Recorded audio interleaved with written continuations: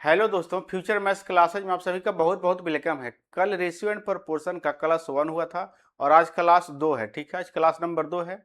इससे पहले हम पूरा परसेंटेज खत्म कर चुके हैं। ये जो भी क्लास चल रही है स्पेशली एसएससी जीडी के लिए बहुत ही ज़्यादा सफिशियंट है।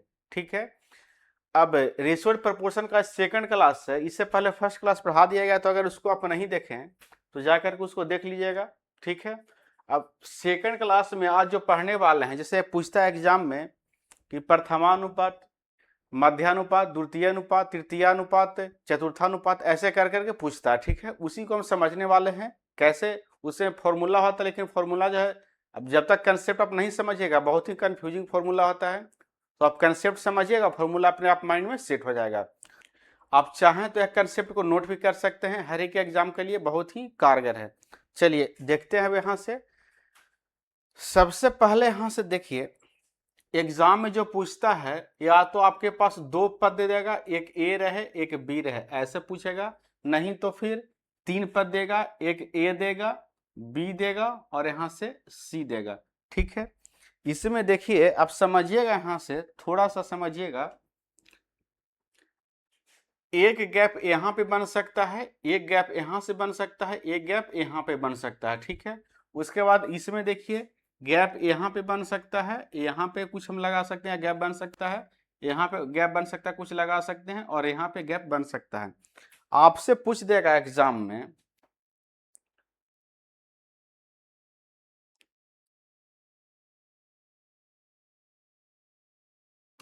जैसे आपसे पूछ देगा कि इसका वैल्यू बताइए, इसका वैल्यू बताइए और इसका वैल्यू बताइए, किसी को पूछ सकता है। ठीक है, या तो पूछ देगा आप इसका वैल्यू बताइए, नहीं तो इसका बताइए, नहीं तो इसका बताइए, नहीं तो इसका बताइए। ठीक है, किसी का भी पूछ सकता है।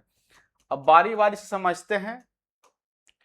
यहाँ पे अगर आपसे पूछे तो यानी यहाँ पर जब पूछेगा तो आपसे पूछेगा कि फर्स्ट अनुपात बताइए, फर्स्ट अनुपात क्या है। ठीक है, यहाँ पे पूछेगा तो आपसे पूछेगा दो वाला में मीन प्रपोर्शन यानी मध्यानुपात पूछेगा। ठीक है, इसको द्वितीय अनुपात नहीं बोलेंगे, मध्यानुपात बोलेंगे। अब यहाँ पे जब पूछेगा आपसे तो इसको बोलेगा थर्ड प्रपोर्शन यानी तृतीयानुपात पूछेगा। अब इसमें आ जाइए, यहाँ पे आपसे बोलेगा, जब पूछेगा तो बोलेगा कि आप फर्स्ट अनुपात बताइए। ठीक है, यानी प्रथमानुपात बताइए। यहाँ पे पूछेगा तो सेकंड यानी द्वितीयानुपात बताइए। यहाँ पे पूछेगा तो थर्ड यानी तृतीयानुपात बताइए। और यहाँ पे पूछेगा तो हो जाएगा फोर्थ यानी चतुर्थानुपात बताइए। ठीक है, अब इसी को टीचर जो है बहुत तोड़ मड़ोड़ के ऐसा बताएंगे लाया कि बहुत भास्ट है। ठीक है, लेकिन ऐसा कुछ नहीं है, बहुत ही इजी है, आप समझिएगा आसानी से। अब यहां से फर्स्ट अनुपात लिख लीजिए। ठीक है, मीन लिख लीजिए और यहां पे थर्ड अनुपात लिख लीजिए। ठीक है, अब बेसिकली अनुपात कैसे बनता है, तो ए अनुपात बी समानुपात सी अनुपात डी। इसमें चार टर्म बनाना होता है। ठीक है, अनुपात समानुपात में चार टर्म बनाना होता है। यहाँ दो टर्म है तो भी चार टर्म बनाएंगे, यहाँ तीन टर्म देगा तो भी हम चार टर्म बनाएंगे, दोनों से हमको चार टर्म बनाना होता है। अब यहां से देखिए तो चार गैप बना लेते हैं,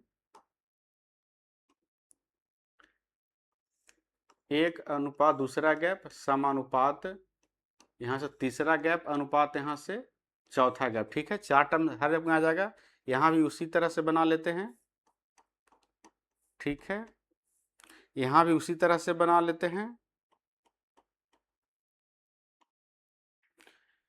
अब देखिए समानुपात को कभी कभी बराबर भी आपको मिलेगा, जैसे इसको लिख सकते हैं कि a बटे बी बराबर सी बटे यहाँ से डी। अनुपात का मतलब बटा भी होता है और समानुपात का मतलब बराबर भी होता है। तो इतना तो आप जानते होंगे, हर एक स्टूडेंट जानते हैं जिनको एग्जाम देना है एसएससी का। पहले तो मैथ कुछ ना कुछ पढ़े ही हैं। अब आगे यहाँ से देखते हैं, जैसे आपसे पूछे कि फर्स्ट अनुपात, यानी यहाँ पर हम x मान लेते हैं, ये पूछ रहा है x का वैल्यू। तो देखिए जैसे सीरियल ढंग से है वैसे ही हम इसमें से जाएंगे। सबसे पहले x लिखेंगे, उसके बाद फिर a है तो a लिखेंगे। अब यहाँ से दो वाला में क्या होगा, जो यहाँ पे समानुपात से पहले होगा वही समानुपात के बाद भी होगा। तो यहाँ पहले a है तो बाद में भी a होगा, और यहाँ फिर क्या बच गया b, तो b हो जाएगा। ठीक है, अगर आपसे यहाँ पे एक्स इसको ले आए और पूछे कि आप मीन प्रोपोर्शन बताइए, तो जैसे यहाँ है सीधे ढंग से सजाएंगे। अब इसको तो यहाँ पर सजाए थे, अब इसको मिटा दीजिए तो कंफ्यूज हो जाइएगा आप यहाँ से, ठीक है। चलिए अब यहाँ से देखिए, जैसे है वैसे ही लगातार से जाएंगे। तो सबसे पहले ए, उसके बाद एक्स है। अब जो समानुपात से पहले वही समानुपात के बाद, तो यहाँ भी एक्स होगा और जो बच गया बी यहाँ होगा, ठीक है। अब यहाँ से देखिए, अब अगर आपसे पूछ दे कि आप तृतीयानुपात बताइए, यानी एक्स अगर यहाँ पे रख दे, तो क्या करेंगे, तो जैसे है वैसे ही से जाएंगे, ए बी और एक्स। तो ए लिख लिए और बी लिख लिए। बी इस तरफ है तो इस तरफ बी ही होगा, और इसके बाद क्या बच गया, एक्स बच गया। अब यहीं से फॉर्मूला का निर्माण होता है, ठीक है। अगर आप एक कंसेप्ट समझ गए तो फॉर्मूला आपको माइंड में फिट हो जाएगा।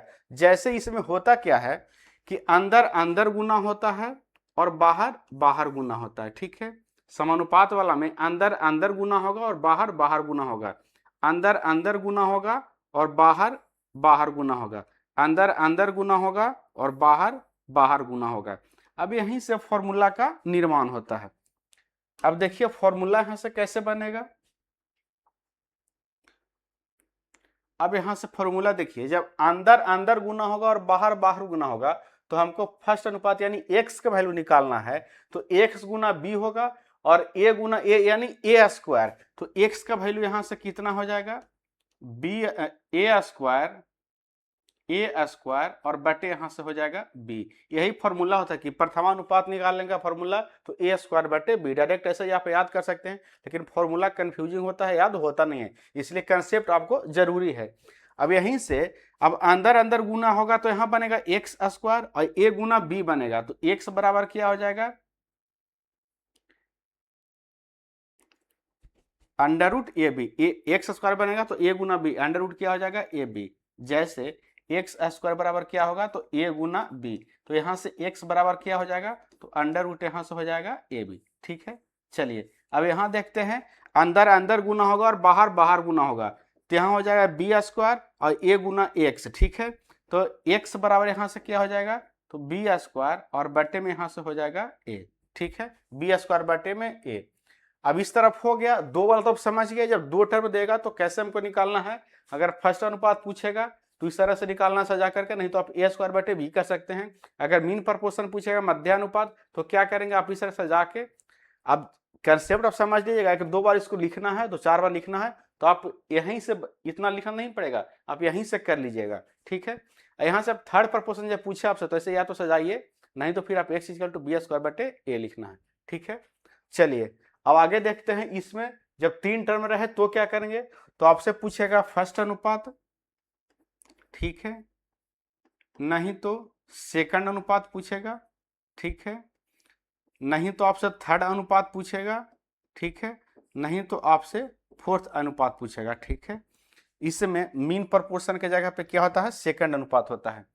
अब यहां से भी उसी तरह से हम बना लेते हैं, ठीक है। चार टर्म इसमें ही बनाना है तो हम बना लिए, ठीक है।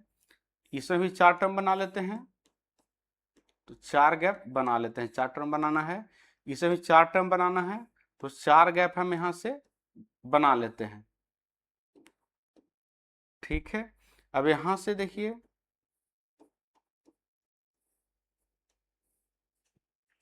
अब अगर आपसे पूछे कि फर्स्ट अनुपात का मान बताइए, ठीक है, प्रथमानुपात का मान बताइए, तो प्रथमानुपात यहाँ पे x होगा, यही ना, एक प्रथमानुपात और फर्स्ट अनुपात यहीं पे है तो यहीं पे x होगा। तो आप देखिए इसे भी वही सिस्टम लगातार पहले सजा देना है। तो सबसे पहले x होगा, उसके बाद a होगा, उसके बाद b होगा और उसके बाद c होगा, ठीक है।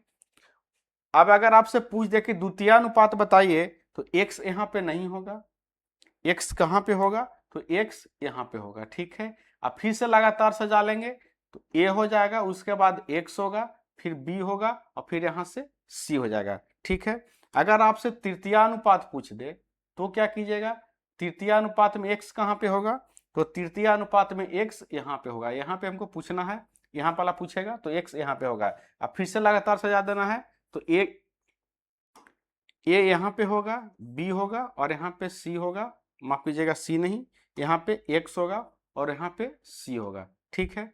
अगर आपसे चतुर्थानुपात पूछ दे तो क्या करेंगे, तो चतुर्थानुपात में x कहाँ होगा, तो यहाँ पे होगा, ठीक है। तो फिर से लगातार सजा देंगे, a होगा, b होगा, c होगा और यहाँ पे d होगा, ठीक है। अब यहीं से फॉर्मूला बनेगा, कैसे बनेगा, अगर आपसे फर्स्ट अनुपात पूछे, अगर आपसे फर्स्ट अनुपात पूछे, अगर आपसे फर्स्ट अनुपात पूछे यानी x का वैल्यू पूछे, तो फिर से यहाँ वही सिस्टम, अंदर अंदर गुना और बाहर बाहर गुना, ठीक है। अंदर अंदर गुना और बाहर बाहर गुना, तो a गुना b होगा, x बराबर हमको निकालना है a गुना b, तो a गुना b यानी a भी ऊपर और नीचे क्या हो जाएगा, तो x गुना c यानी बटे में हो जाएगा c। यहाँ पे हमको x का वैल्यू निकालना है, तो फिर से वही सिस्टम, अंदर अंदर गुना और बाहर बाहर गुना, तो a गुना c होगा, तो ac ऊपर हो जाएगा और नीचे क्या हो जाएगा, x गुना b, तो बटे में हो जाएगा यहाँ से b, x गुना b होगा तो x यहाँ पे रहेगा, b यहाँ भाग में आ जाएगा। अब यहाँ तृतीयानुपात में पूछे आपसे कि यहाँ पे x का वैल्यू क्या होगा, ठीक है, तो फिर से वही सिस्टम, अंदर अंदर गुना और बाहर बाहर गुना। अब यहाँ से b गुना x होगा और a गुना c होगा, तो यहाँ a और c लिख लिए, ठीक है, और बटे में क्या हो जाएगा, b गुना x होगा तो b आ जाएगा यहाँ भाग में। यहाँ पे अगर आपसे x पूछे तो क्या होगा, तो फिर वही सिस्टम, अंदर अंदर गुना और बाहर बाहर गुना, तो बाहर बाहर, तो यहाँ पे x है, माफ कीजिएगा, यहाँ पे d कहाँ से आ जाएगा, यहाँ पे x होगा,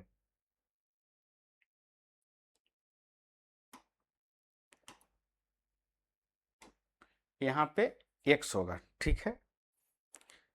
अब फिर से वही अंदर अंदर गुना और बाहर बाहर गुना, अंदर अंदर गुना और बाहर बाहर गुना, तो b गुना c और a गुना x, तो bc और बटे में यहाँ से हो जाएगा क्या, a हो जाएगा। आप चाहिए तो फॉर्मूला याद रखिए, फॉर्मूला याद होगा नहीं, कंफ्यूजिंग है, इसीलिए आप मेथड को याद रखिए, कंसेप्ट को याद रखिएगा। अब इतना आपको एग्जाम में लिखना नहीं पड़ेगा, आप कंसेप्ट समझिएगा और थोड़ा प्रैक्टिस कर लीजिएगा इसको। क्लास खत्म होने के बाद 3-4-5 बार इसको आप लिख लीजिएगा कहीं भी कॉपी पे, तो आप आपका जो कंसेप्ट है दिमाग में फिट हो जाएगा, आप यहीं पे सब कुछ कर लीजिएगा, इतना लिखना नहीं पड़ेगा। अब हम सवाल करवाएंगे, देखिए कैसे करवाते हैं। तो चलिए अब क्वेश्चन हम करवाते हैं। 21 और 189 का मध्यानुपात क्या होता है। अब यहां से दो टर्म है, मध्यानुपात का मतलब, अब देखिए सवाल डायरेक्ट सोल्व करना है, पहले एक बार इसको हम बेसिक बताते हैं, उसको डायरेक्ट सोल्व करेंगे, ठीक है। मध्यानुपात कह रहा है तो 21 है और 189 है, यही तो है, 21 है और 189 है, ठीक है। अब यहां से मध्य अनुपात का रहा है, इसका मतलब कि बीच वाला का वैल्यू पूछ रहा है, x कहां पे होगा, बीच में होगा। तो इसको सजाएंगे कैसे, तो देखिए यहां से 21 अनुपात x और समानुपात, दो टर्म वाला में जो इस तरफ होगा वही इस तरफ होगा, तो x यहाँ पे होगा, अनुपात 1:8 यहां से हो जाएगा 9, अंदर अंदर गुना और बाहर बाहर गुना, अंदर अंदर गुना और बाहर बाहर गुना हो जाएगा, तो यहां से x स्क्वायर इक्वल टू क्या हो जाएगा, 21 इंटू 189 हो जाएगा, ठीक है। अब यहां से अब देखिए यहाँ जब स्क्वायर हटेगा तो इधर वर्गमूल चढ़ेगा, तो 189 को पहले हम तोड़ लेते हैं, तो 21 से भाग कितना बार में जाएगा, तो 21 गुना यहाँ से हो जाएगा 9, ठीक है। तो x का वैल्यू यहाँ से कितना हो जाएगा, तो 21 गुना 21 और गुने यहाँ से हो जाएगा 9, ठीक है, यहाँ से हो जाएगा अंडर रूट। अब देखिए यहाँ से 21 दो बार है तो 21 बाहर होगा और 9 का वर्गमूल कितना होता है 3, तो 21 दिया यहाँ से 63 करेक्ट आंसर हो जाएगा, तो ऑप्शन सी इसका राइट आंसर हो जाएगा। ये तो इतना आप लिख लिए, ठीक है, लिख के सोल्व किए, लेकिन इतना एग्जाम में नहीं करना, इतना एग्जाम में कीजिएगा इस तरह का सवाल में तो आप एग्जाम में पीछे छूट जाइएगा। इसको डायरेक्ट करना है, कैसे समझना है, तो मध्यानुपात बोला है तो x कहाँ होगा, बीच में होगा, जब x बीच में होगा तो x को हमको दो बार लिखना पड़ेगा, समानुपात से पहले 21 और x होगा, तो समानुपात के बाद भी क्या आएगा, x आएगा, जब समानुपात से जस्ट पहले x होगा तो दो टर्म वाला समानुपात के जस्ट बाद क्या होता है, तो वही जो पहले होता है वही बाद में होता है, तो यहाँ से 21 अनुपात x समानुपात x अनुपात 189, तो x बराबर यहाँ से कितना हो जाएगा, तो 21 इंटू 189, डायरेक्ट ऐसे सोचना है, ठीक है, आदत बनाना है डायरेक्ट सोचने का, नहीं तो आप बार बार ऐसे लिख करके सोल्व कीजिएगा तो आदत उसी तरह से बन जाएगा, इसलिए डायरेक्ट सोचना है, पहले कंसेप्ट को आपको रट जाना है, समझ जाना है, दिमाग में फिट कर लेना, उसका डायरेक्ट सोल्व होगा, ठीक है। अब यहाँ से इसको सोल्व कीजिएगा तो 21 हो जाएगा, और इसको 21 गुना 9 लिख सकते हैं, अभी वहाँ पे तोड़े हैं तो 21 गुना यहाँ से कितना हो जाएगा, 3 इक्कीस 63। ठीक है, इस तरह से डायरेक्ट करना है। चलिए अब नेक्स्ट सवाल देखते हैं, सवाल नंबर 22। 0.64 और 0.81 के बीच का मध्यानुपात बताइए। फिर से मध्यानुपात पूछा है, इसका मतलब x कहाँ होगा, तो यहाँ पे होगा। जब x यहाँ पे होगा तो जब x बीच में होगा तो x स्क्वायर बनेगा। ठीक है, तो x का वैल्यू क्या हो जाएगा, जब x स्क्वायर बनेगा तो x का वैल्यू किस में आ जाएगा, तो अंडर रूट में आ जाएगा 0.64 इंटू पॉइंट यहाँ से 81। ठीक है, अब 64 किसका वर्गमूल है, माफ कीजिएगा 64 किसका वर्ग है, तो 8 का है, और दशमलव के बाद 2 अंक है तो नीचे कितना हो जाएगा, या तो डायरेक्ट आप दशमलव के बाद यहाँ से 1 अंक लगा लीजिए, जब दशमलव के बाद 2 अंक है दशमलव के बाद 1 अंक रह जाएगा, इंटू यहाँ से 81 किसका वर्ग है, तो 9 का है, दशमलव के बाद 2 अंक है, दशमलव के बाद 1 अंक हो जाएगा, और 9 8 यहाँ से 72, 1 अंक यहाँ 1 अंक यहाँ, दशमलव के बाद 2 अंक है, यानी 0.72 हो जाएगा। तो ऑप्शन ए इसका राइट आंसर यहाँ से हो जाएगा। अब नेक्स्ट सवाल देखते हैं, सवाल नंबर यहाँ से 23। x प्लस वाई का पावर 4 और x माइनस वाई का पावर 4 का मध्यानुपात क्या होगा। फिर से वही सवाल, x कहाँ पे होगा, तो x बीच में होगा। x कहाँ पे होगा, तो x बीच में होगा। जब x बीच में होगा तो x बराबर कितना हो जाएगा, तो अंडर रूट में x प्लस वाई का पावर 4, x प्लस वाई का power 4 into x minus Y का पावर यहाँ से 4 हो जाएगा। जब वर्गमूल के अंदर में पावर 4 है तो बाहर निकलेगा तो पावर 2 हो जाएगा, तो यहाँ से कितना हो जाएगा, x प्लस वाई का the whole square into X minus Y का दी होल स्क्वायर। अब देखिए गुना में है और दोनों के ऊपर पावर है तो इसको ऐसे हम लिख सकते हैं, कैसे लिख सकते हैं, तो x plus Y into X minus Y का इसका होल स्क्वायर लिख सकते हैं। इसका मतलब गुना में दोनों पे स्क्वायर हो गया। अब a plus B into A minus B क्या हो जाएगा, तो एक्स स्क्वायर माइनस यहाँ से वाई स्क्वायर, इसका क्या हो जाएगा, स्क्वायर हो जाएगा। कहाँ है, तो option X square minus Y square option C में है। ठीक है, तो ऑप्शन सी इस क्वेश्चन का करेक्ट आंसर यहाँ से हो जाएगा। तो आपको ऐसे डायरेक्ट दिखना चाहिए, तभी एग्जाम में आप जल्दी कर पाइएगा। नेक्स्ट सवाल देखते हैं, x बटे वाई और y बटे जेड के वर्गों का मध्यानुपात क्या होगा। इस बार वर्गों का कह रहा है, तो x यहाँ पे होगा। ठीक है, इसका जब वर्ग कीजिएगा तो यहाँ बनेगा एक्स स्क्वायर, यहाँ बनेगा वाई स्क्वायर, यहाँ बनेगा वाई स्क्वायर और यहाँ बनेगा जेड स्क्वायर। अब मध्यानुपात है तो x बीच में है तो x बराबर क्या हो जाएगा, तो अंडर रूट में हो जाएगा एक्स स्क्वायर बटे में Y square into Y square और बटे में यहाँ से कितना हो जाएगा, जेड स्क्वायर। ठीक है, तो वाई स्क्वायर से वाई स्क्वायर यहाँ कट जाएगा, वाई स्क्वायर से वाई स्क्वायर यहाँ क्या हो जाएगा, कट जाएगा। ठीक है, बच जाएगा क्या, तो एक्स स्क्वायर बटे में जेड स्क्वायर, तो अंडर रूट में है पावर 2 है तो पावर बाहर निकलेगा तो 1 हो जाएगा, तो यानी एक्स हो गया, और जेड का पावर 2 है तो वर्गमूल से बाहर निकलेगा तो क्या हो जाएगा, जेड हो जाएगा, तो एक्स बटे जेड, तो एक्स बटे जेड कहाँ है, तो ऑप्शन डी में है।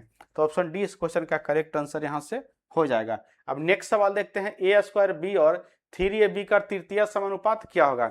अब तृतीय समानुपात पूछा है, इसका मतलब x कहाँ पे होगा, तो इसके बाद होगा। x कहाँ पे होगा, तो इसके बाद होगा। इसका मतलब जो बीच में वही रिपीट होगा, यानी समानुपात से पहले 3ab होगा और समानुपात के बाद भी 3ab होगा। इसका मतलब है, इसका मतलब क्या है, तो a square b into x होगा बराबर 3ab इंटू 3ab होगा। डायरेक्ट सोचेंगे तो 3ab इंटू 3ab और बटे में यहाँ से कितना हो जाएगा, a स्क्वायर b हो जाएगा। तो a देखिए ऊपर भी 2 बार है तो पावर 2 बनेगा तो नीचे से कट गया, और b नीचे 1 बार है तो ऊपर 1 बार है, कट जाएगा, 3 तिया यहाँ से आ जाएगा 9b, यानी 9b इसका करेक्ट आंसर हो जाएगा। तो option B is the right answer.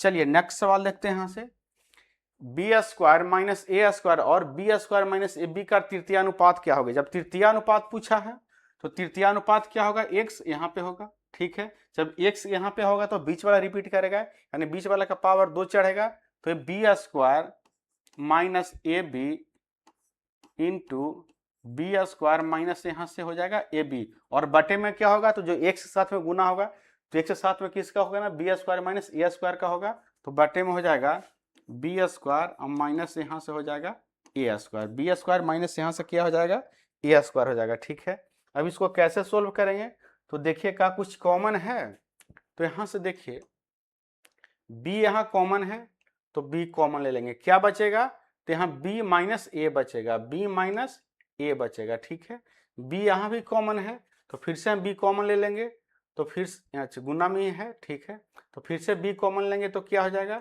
b minus ए बचेगा। ठीक है, और नीचे क्या हो जाएगा, तो B square minus A square है तो b प्लस ए इंटू बी माइनस यहाँ से ए हो जाएगा, तो b माइनस ए से b माइनस ए यहाँ कट जाएगा तो ऊपर क्या बच जाएगा, तो बी स्क्वायर बी यहाँ क्या B square into B minus A और बटे में क्या बच जाएगा b प्लस यहाँ से a बच जाएगा। यही इसका राइट आंसर हो जाएगा, यही राइट आंसर है, तो बिल्कुल है ऑप्शन बी में है, तो ऑप्शन बी इसका करेक्ट आंसर यहाँ से हो जाएगा। ठीक है, चलिए नेक्स्ट सवाल देखते हैं।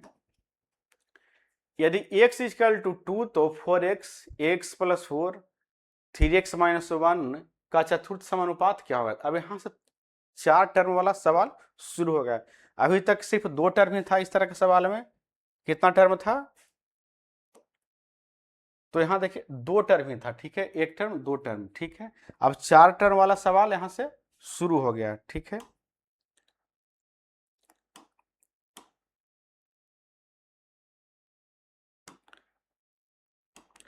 चलिए अब यहाँ से देखिए x इक्वल टू 2 दिया है तो यहाँ पे x का वैल्यू रखिएगा तो 4 इंटू 2 होगा, तो यहाँ से बनेगा 8, और यहाँ से x का 2 रखिएगा तो 2 प्लस 4 यहाँ से बनेगा 6, और यहाँ पे रखिएगा 3 गुना 2 यहाँ से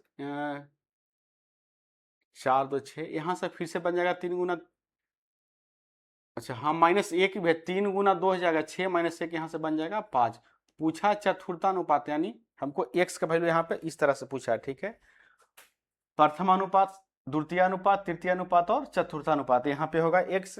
अब यहाँ से क्या कर रहे थे कि अंदर अंदर गुना और बाहर बाहर गुना, तो अंदर अंदर गुना होगा तो 6 इंटू 5 होगा, और बटे में बाहर बाहर गुना तो x गुना 8, तो x बराबर क्या हो जाएगा 8, इसके गुना में इधर आएगा तो भाग में हो जाएगा, 4 दूनी 8 और 3 दूनी 6, यानी पचती आई 15 बटे यहाँ से 4, 15 बटे 4 ऑप्शन ए में है, तो ऑप्शन ए इस क्वेश्चन का राइट आंसर यहाँ से हो जाएगा। नेक्स्ट सवाल देखते हैं यहाँ से,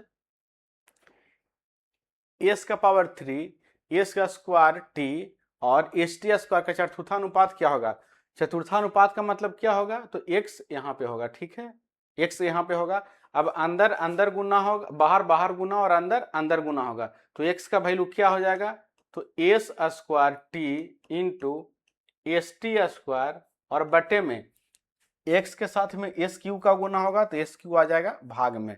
अब यहाँ एस का पावर 2 है, यहाँ एस का पावर 1 है, तो पावर 3 से पावर 3 नीचे कैंसिल हो जाएगा, बच गया क्या 3, टी का पावर यहाँ से 3, टी का पावर 3, ऑप्शन सी इसका राइट आंसर हो जाएगा। ठीक है, पावर 2 यहाँ, पावर 1 यहाँ, टी पे पावर 2 यहाँ, टी पे पावर 1 यहाँ, 2 प्लस 1 कितना हो जाएगा 3, यानी गुना में पावर जुड़ जाता है और भाग में घट जाता है। चलिए नेक्स्ट सवाल देखते हैं, सवाल नंबर यहाँ से 29, √6 √8 और √21 का चतुर्था समानुपात क्या होगा। ठीक है, यानी यहाँ पे x होगा तो फिर से वही बाहर बाहर गुना और अंदर अंदर गुना, तो x बराबर क्या हो जाएगा, तो √8, और √8 को हम लिख सकते हैं कि 2√2 लिख सकते हैं। ठीक है, इंटू यहाँ से √21 होगा, अंदर अंदर गुना होगा तो √21 को √3 इंटू √7 हम लिख सकते हैं, और नीचे क्या हो जाएगा, तो √6 को √2 इंटू यहाँ से √3 हम लिख सकते हैं। ठीक है, √2 से √2 गया, ठीक है, √3 से √3 गया, ठीक है, बचा क्या, तो ऊपर 2√7, तो लिख लेंगे 2√7, यही मेरा करेक्ट आंसर हो जाएगा 2√7, option A is the right answer. ठीक है, चलिए नेक्स्ट सवाल देखते हैं, सवाल नंबर 30, यदि 8 एवं 24 का तीसरा समानुपात a है एवं 4 एवं 16 का मध्यानुपात b है तो a बटा b का मान क्या होगा। यानी सबसे पहले हमको a का वैल्यू निकालना है, उसके बाद b का निकालना है और a बटे b हमको निकाल लेना है। अच्छा यहाँ से बताइए 2 टर्म दोनों में है, ठीक है, यहाँ से तीसरा पूछा है, इसका मतलब x यहाँ पे होगा, और यहाँ से मध्यानुपात पूछा है, इसका मतलब x यहाँ पे होगा। ठीक है, दोनों में डिफरेंस समझिएगा, इसमें पूछा है तीसरा अनुपात तो x यहाँ पे होगा, इसमें पूछा है मध्यानुपात, इसका मतलब x यहाँ पे होगा। अब यहाँ पे क्या होगा, जो बीच में होता है उसका वर्ग होता है, तो 24 गुना 24 हो जाएगा, 24 गुना 24। अच्छा इसको x नहीं, इसको a मानिए, यहाँ पे a दिया है और यहाँ पे b दिया है, यहाँ पे b दिया है, x नहीं यहाँ पे b दिया है, ठीक है। अब देखिए a बराबर यहाँ से क्या हो जाएगा, तो जो बीच में होता है उसका वर्ग होता है, दो टर्म वाला में जो बीच में होता है उसका वर्ग होता है, तो 24 गुना 24 और बटे में क्या होगा, तो a गुना 8 होगा, तो 8 यहाँ बटे में आ जाएगा, 8 तिया 24 और 24 यहाँ से आ जाएगा 72, ठीक है। अब b का वैल्यू क्या हो जाएगा, तो b का वैल्यू यहाँ से देखिए, जो बीच में होता है उसका वर्ग होता है, तो बी स्क्वायर पहले होगा, तो बी स्क्वायर बराबर क्या हो जाएगा, तो बाहर बाहर गुना हो जाएगा, तो 4 गुना 16, तो b बराबर क्या हो जाएगा, 4 का वर्गमूल 2 हो जाएगा और 16 का वर्गमूल यहाँ से हो जाएगा 4, यानी 8 हो जाएगा। कितना हो जाएगा, 8। पूछा है a बटे b, तो इसमें 8 से भाग दे दीजिए, तो यहाँ से आ जाएगा करेक्ट आंसर 9। तो ऑप्शन जो है सी इसका राइट आंसर हो जाएगा। नेक्स्ट सवाल देखते हैं, 7, 5 और 3 के चौथे समानुपात अर्थात 7 और 13 के तीसरे समानुपात के बीच का अनुपात क्या होगा, ठीक है। यहाँ पे 3 टर्म है और यहाँ पे 2 टर्म है, अब दोनों मिक्स दे दिया, तो चौथे समानुपात इसका मतलब x यहाँ पे होगा, ठीक है। और इसमें तीसरा समानुपात पूछा है, इसका मतलब x कहाँ पे होगा, यहाँ पे होगा। अब यहाँ से हमको चौथा समानुपात निकालना है, तो अंदर अंदर गुना होगा और बाहर बाहर गुना हो जाएगा, ठीक है। तो यहाँ से कितना आ जाएगा, x बराबर, तो x बराबर आ जाएगा 5 गुने 3 बटे में 7, 5 गुना 3 और बटे में यहाँ से हो जाएगा कितना, 7 हो जाएगा, ठीक है, अनुपात। अब यहाँ से निकालना है, तो यहाँ देखिए जो 2 टर्म है, तो जो बीच में होगा उसका वर्ग होगा, तो 13 गुना 13 और बटे में कितना हो जाएगा, तो 7 हो जाएगा, ठीक है। यहाँ से अनुपात लगा है, तो 7 से 7 कैंसिल हो जाएगा और कुछ कैंसिल होगा तो नहीं होगा, तो 5 तिया 15 अनुपात 169, 13 गुने 13 कितना आ जाएगा, 169। तो option A is the right answer, ठीक है। चलिए नेक्स्ट सवाल देखते हैं, सवाल नंबर 32। बहुत सारा सवाल है, इस तरह से एसएसजीडी में बहुत सारा सवाल पूछा भी गया था, तो आपका बिल्कुल जो कंसेप्ट है यहाँ से क्लियर हो जाएगा। आप कंसेप्ट सीखे और क्वेश्चन साथ में प्रैक्टिस कर रहे हैं, तो कंसेप्ट बिल्कुल जो है क्लियर हो जाएगा, कहीं कुछ दिक्कत नहीं होगा, कोई कंफ्यूजन नहीं रहेगा। यदि a is to b equal to 2:7 और a एवं b का तीसरा समानुपात 343 है, ठीक है। अच्छा तो b माइनस a का मान क्या होगा, अब बताइए a और b का तीसरा समानुपात क्या है, तो 343 है। यहाँ से a के जगह पे 2 रख लीजिए और b के जगह पे 7 रख लीजिए, ठीक है। तीसरा समानुपात इसका मतलब इसके बाद x होगा, ठीक है, इसका वैल्यू क्या है, तो 343 है, ठीक है। अब यहां से देखिए जब तीसरा अनुपात 343 है, तो यहां से जो बीच में होता है उसका वर्ग होता है, तो 7 का वर्ग हो जाएगा कितना, 49 और बटे में कितना होता है, तो जो x गुना 2 होगा तो यहाँ से हो जाएगा 2 और इसका वैल्यू कितना दिया है, तो x का वैल्यू यहाँ से कितना है, 343 है, यही तो दिया है। x बराबर यहाँ से क्या हो जाएगा, तो x गुना 2 और जो बीच में होता है उसका वर्ग होता है, 2 टर्म वाला में जो बीच में होता है उसका वर्ग होता है, तो 7 का स्क्वायर 49 और x गुना 2 तो 2 आ जाएगा भाग में, 49 बटे 2 का वैल्यू यहाँ से कितना दिया, 343। अब b माइनस ए पूछा है, तो b माइनस ए क्या हो जाएगा, तो 7 में से 2 घटाइएगा तो b माइनस ए हो जाएगा 5 है, यानी 5 यूनिट का वैल्यू पूछा है, तो यहाँ से 1 यूनिट का वैल्यू कितना हो जाएगा, तो 343 और बटे में 49 और बटे में 2, तो 2 कहाँ चला जाएगा, ऊपर चला जाएगा, 2 कहाँ चला जाएगा, ऊपर, और पूछा है कितना का, तो 5 यूनिट का वैल्यू, तो जो भी हमको निकालना होता है उसको हम गुना कर लेते हैं। अब यहाँ से क्या कर सकता है, तो यहाँ से कर सकता है कितना बार में, 7 बार में, और 7 दूनी 14, 14 5 70, ऑप्शन ए इसका राइट आंसर यहाँ से हो जाएगा, ठीक है। तो इस तरह से आपको सवाल सोल्व करना है। अब नेक्स्ट सवाल देखते हैं, सवाल नंबर यहाँ से 33। a प्लस बी बराबर 25 और a माइनस बी बराबर 7 है, तो a और b का मध्यानुपात क्या होगा, a और b का, तो सबसे पहले यहाँ से a और b का हमको निकालना है वैल्यू, उसके बाद इसका हम मध्यानुपात निकाल लेंगे। अब यहाँ से एक बार दिया है a प्लस बी, यहाँ से कंसेप्ट है एक समझिएगा, a प्लस बी बराबर दिया है 25, ठीक है। उसके बाद a माइनस बी बराबर दिया है कितना, तो 7 दिया है। अब यहाँ से पहले अब देखिए इसमें कौन बड़ा है कौन छोटा है। तो यहाँ देखिए ए में से बी घट रहा है और निगेटिव नहीं पॉजिटिव नंबर आ रहा है। ए में से बी घट रहा है और पॉजिटिव नंबर आ रहा है, इसका मतलब है कि ए बड़ा है और बी छोटा है। यहाँ से नहीं पता चलेगा, प्लस वाला से नहीं पता चलेगा कौन बड़ा है कौन छोटा है, लेकिन इसमें से पता चल जाएगा कि ए में से बी घट रहा है और जो हमको मिल रहा है वो पॉजिटिव नंबर मिला है, इसका मतलब ए बड़ा है बी छोटा है। तो अगर हमको यहाँ से ए निकालना है यानी बड़ा वाला का वैल्यू पूछे तो दोनों को जोड़ करके 2 से भाग देंगे। तो 25 प्लस 7 और बटे में 2, तो 25 प्लस 7 कितना हो जाएगा 32, 32 बटे 2 कितना है, हो जाएगा तो 16 है। और बी अगर छोटे वाला का वैल्यू निकालना है तो इसको माइनस करके और 2 से भाग देंगे। तो 25 माइनस 7 और बटे में 2, तो यहाँ से हो जाएगा 18, 18 बटे 2 कितना आ जाएगा 9। और इसका मध्यानुपात पूछा है तो 16 9। अब इसका मध्य अनुपात पूछा है तो मध्य मतलब x कहाँ होगा, तो बीच में होगा। x कहाँ होगा, बीच में होगा, और जो बीच में होता है उसका स्क्वायर होता है। तो x स्क्वायर इक्वल टू कितना हो जाएगा, तो 16 इंटू 9। तो x बराबर कितना हो जाएगा, तो 16 का वर्गमूल 4 और 3 का वर्गमूल 9 का वर्गमूल यहाँ से हो जाएगा 3, तो 4 तिहाई 12। ऑप्शन सी इसका राइट आंसर यहाँ से हो जाएगा। तो एक कंसेप्ट है और इस कंसेप्ट आपको बहुत जगह मिलेगा, एक जगह नहीं अनेकों जगह आपको देखने को मिलेगा। इसलिए इस कंसेप्ट को याद रखना कि बड़ी वाली निकालना है तो दोनों को जोड़ करके 2 से भाग, छोटी वाली निकालना है तो इसमें से इसको माइनस करके और 2 से भाग देंगे। ठीक है, चलिए अब नेक्स्ट सवाल देखते हैं।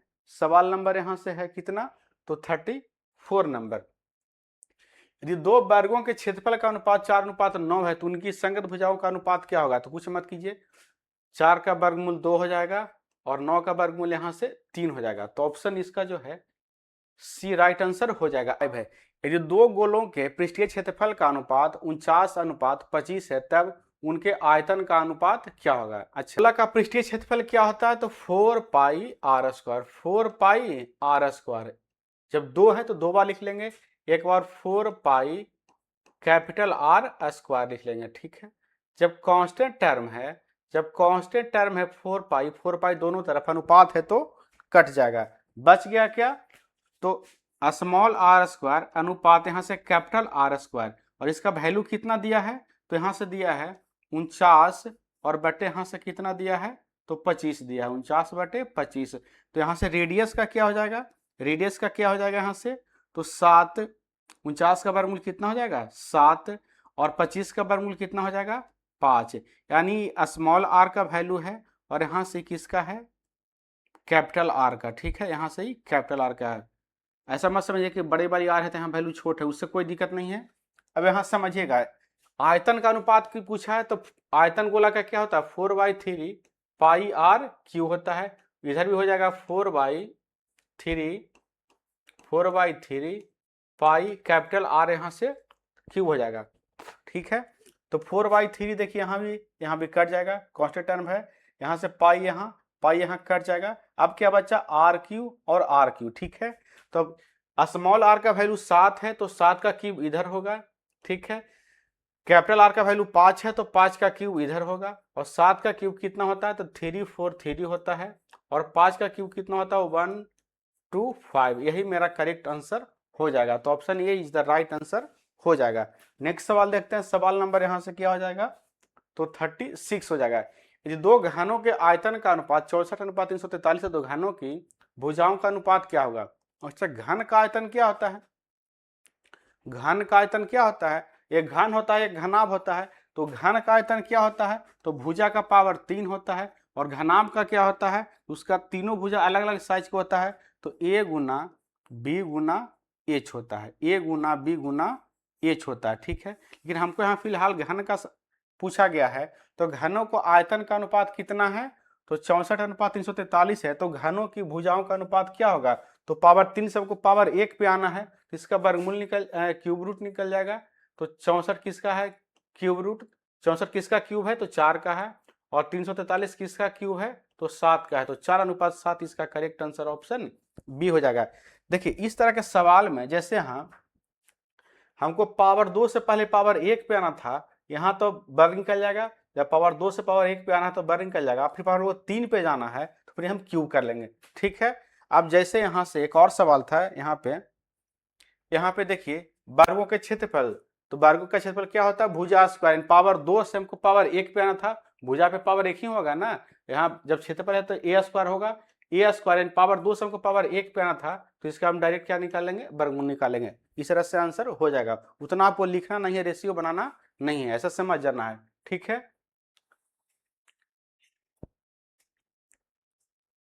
चलिए अब यहां भी हो गया। चलिए अब यहां देखते हैं वर्ग के विकर्ण और उसकी भुजा का अनुपात क्या होगा जब उसकी भुजा 15 सेंटीमीटर हो, ठीक है। अब वर्ग का विकर्ण क्या होता है, तो वर्ग का विकर्ण क्या होता है, वर्ग का विकर्ण क्या होता है, तो वर्ग जैसे देखिए वर्ग है, ये क्या है, एक वर्ग है, ठीक है, इसका सही भुजा आपस में बराबर है।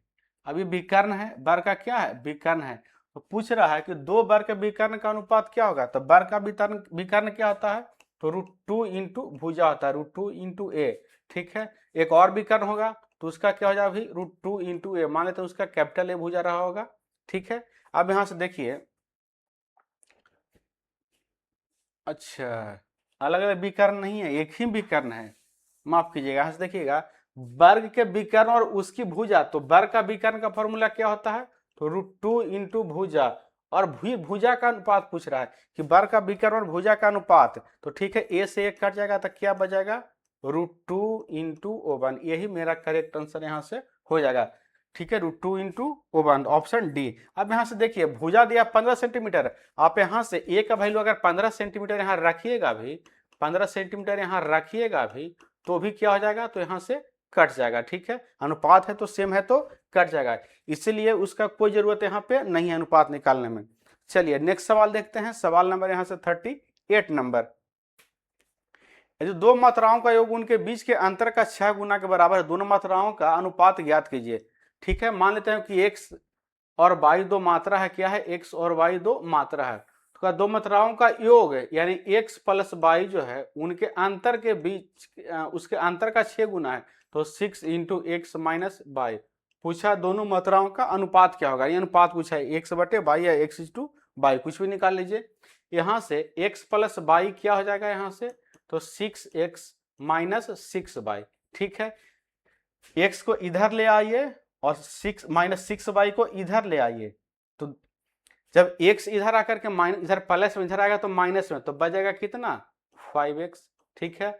और ये माइनस 6y इधर आ जाएगा तो कितना हो जाएगा 7y, तो x इज टू वाई क्या हो जाएगा, x यानी x बटे वाई क्या हो जाएगा, जब y यहाँ आएगा तो 5 इधर आएगा, यानी 7 बटे 5, यानी x इज टू वाई पूछा है, वाई नहीं यहाँ से 5, x इज टू वाई पूछा है तो 7 इज टू यहाँ से हो जाएगा 5, तो ऑप्शन जो है बी इसका राइट आंसर हो जाएगा। नेक्स्ट सवाल 39 नंबर है, यहाँ से हम देखते हैं, चार संख्याएं 7 अनुपात 5 अनुपात 3 अनुपात 2 के अनुपात में है, इन संख्याओं का योग 68 है, पहली और चौथी संख्या का योग बताइए, यानी पहली और चौथी संख्या इसका और इसका योग पूछ रहा है, ठीक है।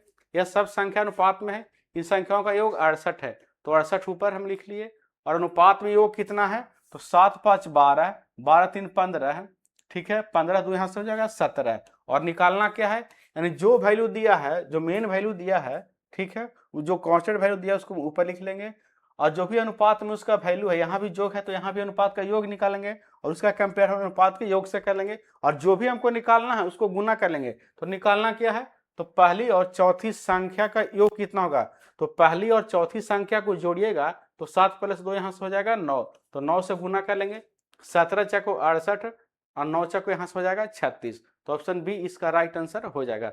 सवाल नंबर 40 की ओर बढ़ते हैं, दो संख्याओं का अनुपात 3:5 है, यदि उनका गुणनफल 3375 है तो दोनों संख्याओं का योग क्या होगा, ठीक है। चलिए इस बार गुणनफल दिया है, तो गुणनफल में क्या करेंगे, गुणनफल में हम वर्गमूल निकालेंगे, ठीक है। गुणनफल में क्या निकालेंगे हम, तो वर्गमूल निकालेंगे, कैसे निकालेंगे, तो देखिए पहले समझ आइए थोड़ा सा।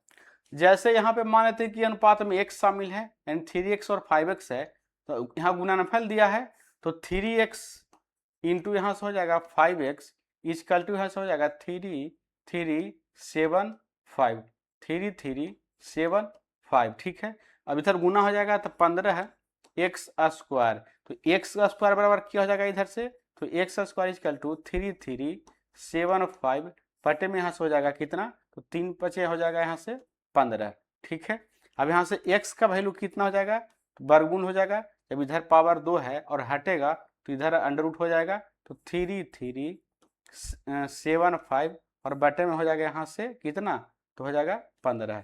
अब दोनों का योग पूछा है, तो योग कितना है, तो 7x है, 8x हो जाएगा। दोनों का योग यहाँ से कितना हो जाएगा, 3x प्लस 5x, यहाँ से हो जाएगा 8x। हमको वैल्यू पूछा है 8x का, ठीक है।